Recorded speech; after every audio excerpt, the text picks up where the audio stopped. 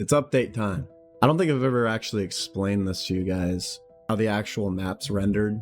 So as you can see, I got this big circle or big sphere, and I've got basically two layers. You can see them clipping into one another. But we have this geo reference, which is essentially how we determine the 3D space of the Earth.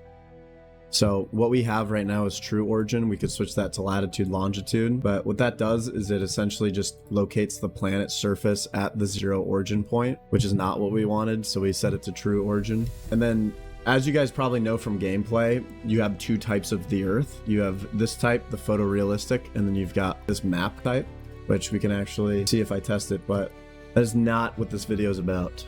This video is about something much better. So this is what we have right now for soldiers.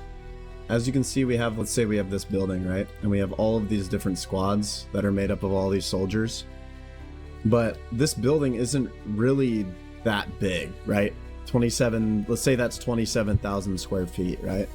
I don't think if we have, 15 soldiers or 15 squads, each with, six soldiers, there's no way there's enough space to actually fit all of these guys in here, right? Which is kind of what the weird thing is. A lot of you in the Discord will run into problems where you'll have like squads of 100 different soldiers and they all just kind of move around into buildings. Like, how the hell are you fitting 1,000 people into a building? It doesn't make any sense, and it just causes a bunch of problems with squads disappearing and a bunch of performance issues. So that's what we're going to tackle today. The first thing I had to do was give the UI indication, so then when you're panning around the scene, you can actually see how many soldiers am I allowed into this building. And this UI is subject to change. Let me know if you got any other better ideas. This is just what I whipped out.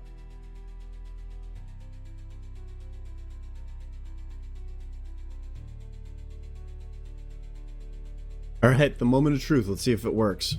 Hold on. 24 out of 10. Why is it 10?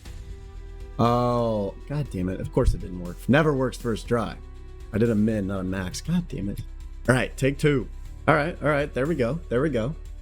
It does seem to be a little bit too much, though. For a building that has 2,000 space, 202 soldiers feels like a lot. I feel like a building this big should only handle like this, which is, what is that, like 16 soldiers? So like, what would that be? Divided by 100 maybe 120, because that would give us about 16 soldiers allowed in this building specifically, and that's per empire. So you can't get locked out of a building if they already have a bunch of soldiers in it. You'll still be able to raid them. So yeah, I think 120 is going to be a good divisible number. But another problem I don't like is how small the text is.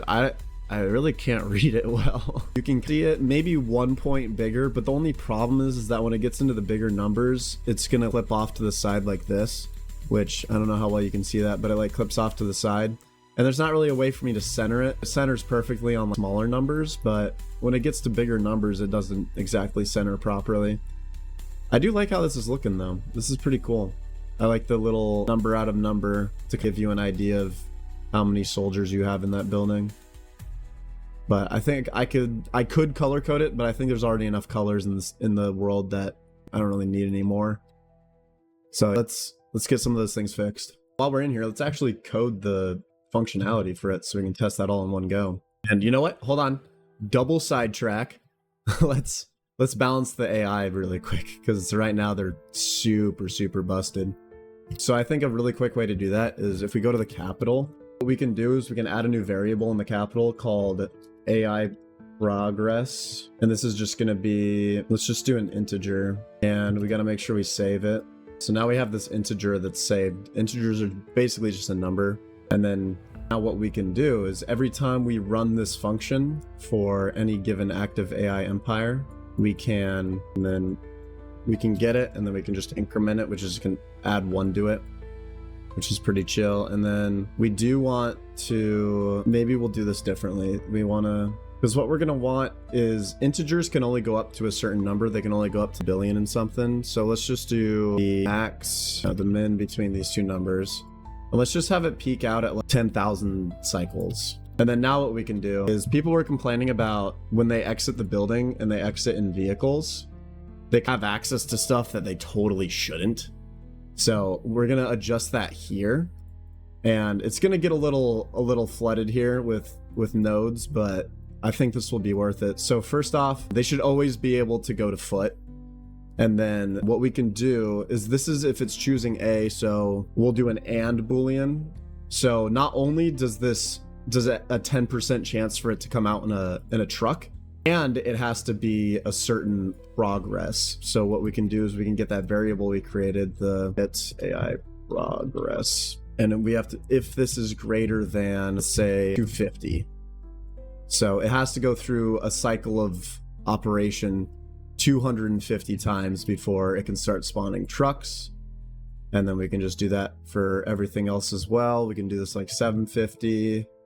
These are just arbitrary numbers that I can tweak later with the difficulty settings. Because there's not really, I could just make it so the factories and stuff contribute to the AI Empire's production. They have their own actual production lines, but it just doesn't seem reasonable for performance because I'd have to calculate all that out alongside the player stuff.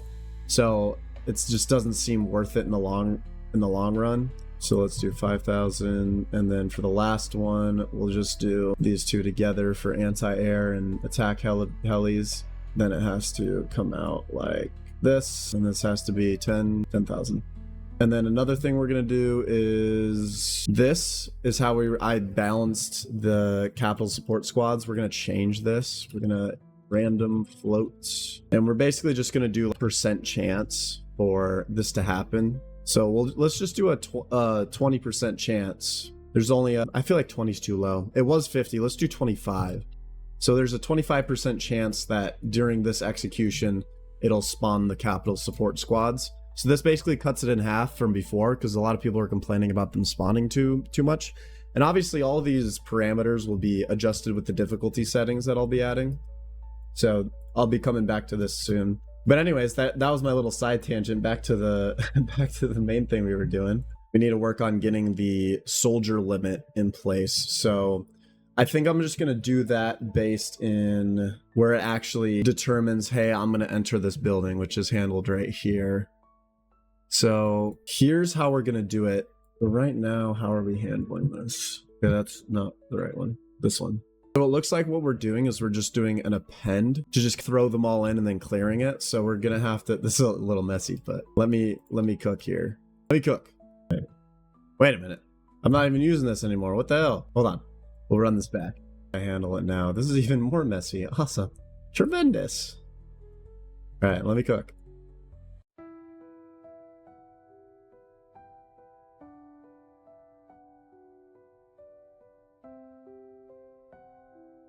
All right, the spaghetti has been created. Now it's just to see if it actually works. It should, right? I count how many friendlies are in the building, and then I run this function to see how many soldiers can enter, how many can't, and then I'll just essentially enter the ones until I can't. So if you have if you have like 5 squads and they're trying to go in, only 2 can go in, then 2 are gonna go in and the 3 are gonna stay outside. That's essentially the way I'm setting this up. But I can already think of a few problems that are going to arise, but let's just give it a rip. See what happens. This is a test. So we have 16 soldiers can fit. This is 16 soldiers, so let's bring them out.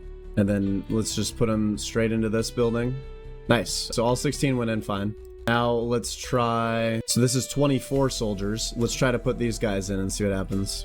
So they all went in. That's not supposed to happen. Let's see if these guys will go in. So that's the other function. Hold on. I know how to fix. Well, first of all, let's collapse all of this into one simple function that I can use a little nicer. So we're running essentially the exact same thing here.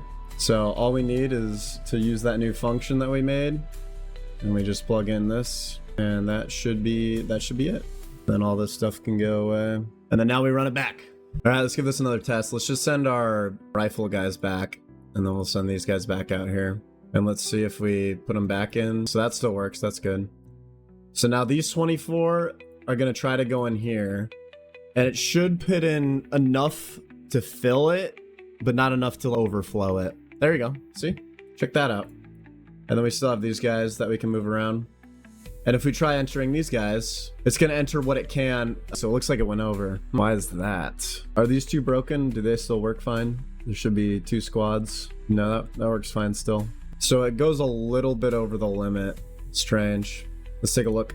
So in here, let's say we're going for the third squad or we're going for the next squad, and size divided by 120 maxed with 10 should come out correct. Take that number minus the friendlies in the building, which should give us 4.